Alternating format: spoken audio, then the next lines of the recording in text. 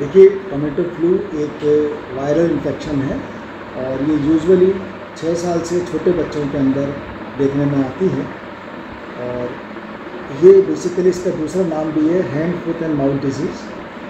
इस डिज़ीज़ में क्या होता है कि किसी भी बच्चे को ये इन्फेक्शन अगर आ जाता है तो उसके बॉडी पे रैशेस बनते हैं जो बाद में ब्लिस्टर्स के रूप में चले जाते हैं और टोमेटो जैसी अपीयरेंस जैसे दिखने के कारण से टोमेटो फ्लू पाया जाता है इसको। वैसे तो ये काफ़ी पुरानी बीमारी है और इसके स्पोरेडिक केसेस हम लोग कॉमनली देखते हैं। थोड़ा सा अभी जो इसके लिए पैनिक की मचा है क्योंकि केरला में और उड़ीसा के अंदर कुछ केसेस देखने को आए हैं।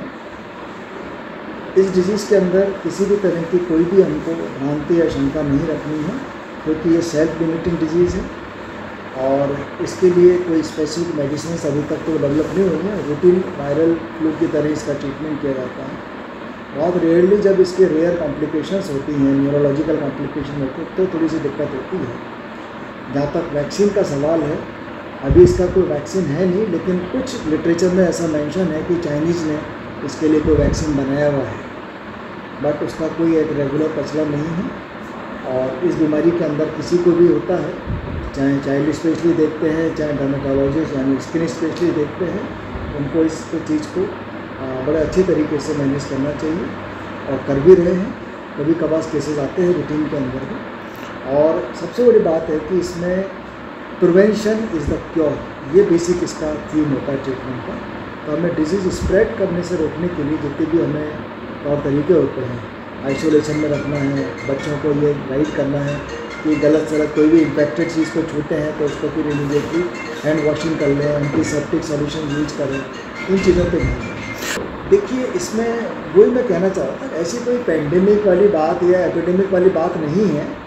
इस डिजीज़ के केसेस, स्पोरेडिक केसेस हम देखते हैं, रूटीन में देखते हैं। इसका जो पैनिक जो मचा है वो मेरे को भी समझ में नहीं आ रहा ऐसा क्यों मचा है। It is a routine viral infection which is we come across sporadic cases, साल में 1-2 बार तो आ ही जाते हैं केसेस जैसे। क्या इससे जैसे आपने बताया दवाई अभी तक नहीं बनी है, तो फिर प्राथमिक तौर पर इसमें तो सिम्टोमेटिक रिलीफ है और पेशेंट का हाइड्रेशन अच्छा होना चाहिए। पेशेंट को प्लेंटी ऑफ फ्लूइड्स और इस तरह की चीज़ें लेनी चाहिए ताकि इसका डिजीज़ का जो है ना, और साथ में सिम्टोमेटिक एंटीपायरेटिक्स हैं या एनाल्जेसिक्स हैं इनका उपयोग करना है। सिम्टम्स मुख्यतः किस तरह के आते हैं क्या? देखिए, मेन तो सिम्टम इसमें स्किन रैशेस के बाद में फटीग है, टायर्डनेस है और बॉडी एक है, इस तरह के सिम्टम हैं।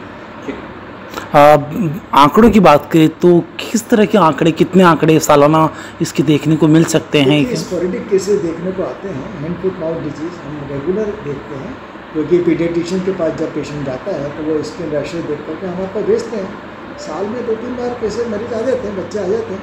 इवन कई बार तो हम इनको जब तक ट्रीट करने के लिए प्लान करते हैं उससे पहले तो रैश रिजॉल्व होने शुरू हो जाते हैं।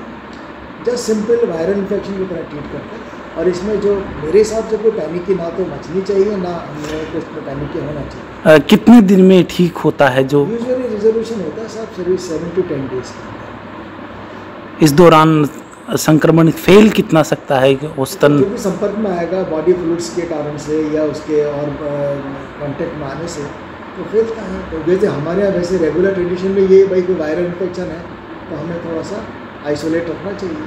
As usual isolation is the only choice. क्योंकि आप कह रहे हैं सर प्रिकॉशन ज़रूरी है, तो और बच्चों के ही हो रहा है 6, तो बच्चे तो समझ नहीं पाते हैं। ऐसे में पेरेंट्स अगर उनको अवेयर कर सकते हैं तो किस तरह से पेरेंट्स क्या क्या सावधानी बरतें इसको? भाई पेरेंट्स तो अपने जैसे बच्चे को हैंडल करने के बाद में बच्चे को आइसोलेटेड एरिया में रखें। नंबर 2, बच्चे के बॉडी सिक्रेशंस वगैरह दूसरे बच्चे टच नहीं करें, इनका ध्यान रखें। रूटीन में जो बच्चे हैं कोई भी ऑब्जेक्ट वगैरह के ज़्यादा हाथ लगाते हैं तो उनको बाद में उनको हैंड वॉशिंग के लिए सजेस्ट करें। सबसे बड़ी बात है, it is a very common sporadic disease. मतलब ऐसा नहीं है कि रोज़ ही पेशेंट देखने को आते हैं, साल में 1-2 बार हैंड फुट माउथ डिजीज़ के पेशेंट सर समय पे इलाज नहीं। बीमारी जो है ये हो कैसे रही है, मतलब कोई क्या हुआ होगा केरल के अंदर में, I can just predict Kerala में एक साथ किसी डॉक्टर के पास केसेस आ गए होंगे